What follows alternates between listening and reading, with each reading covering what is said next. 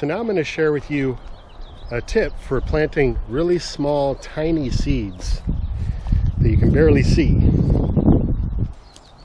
So if you got mulch down, you want to get that all out of the way.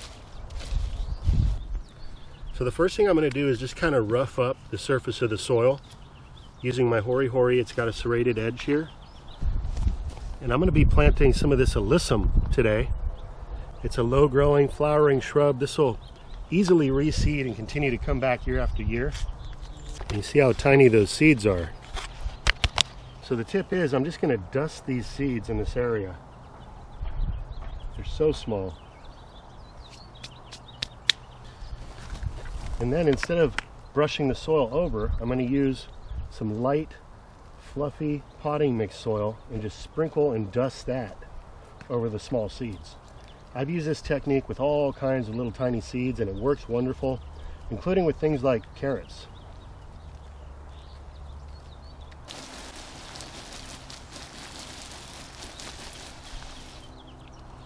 And just like that, done.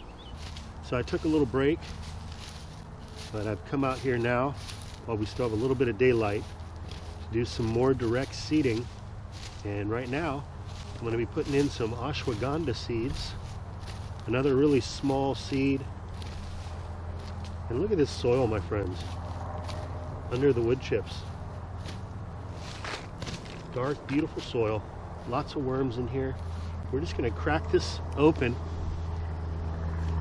Okay, not doing too much disturbance. Just loosen everything up a bit.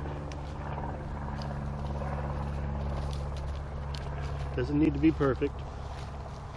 And check this out. These are some of the ashwagandha berries that are full of the seeds that I collected last year. I had a couple volunteer plants growing in the garden from when I intentionally grew some a few years back. This year I want to get a good patch going again. This is an amazing medicinal herb. So there's the berry. See all those seeds in there? They're little tiny guys. We're just going to sprinkle them. Crack the berry and sprinkle.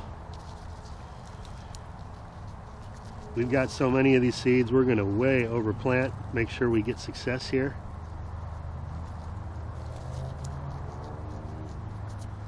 And just as before, just going to dust over those seeds. Some potting mix.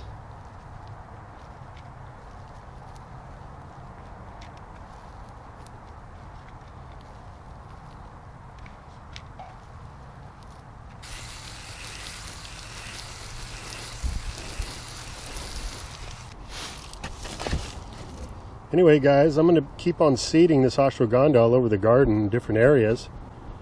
Some of it should take, some of it might not take, but that's why I'm a big advocate of planting in abundance, because you're bound to have success if you plant more than you need. So with that, thank you all for watching. Have yourself a great rest of the night. Until next time, this is Dan from plantabundance.com.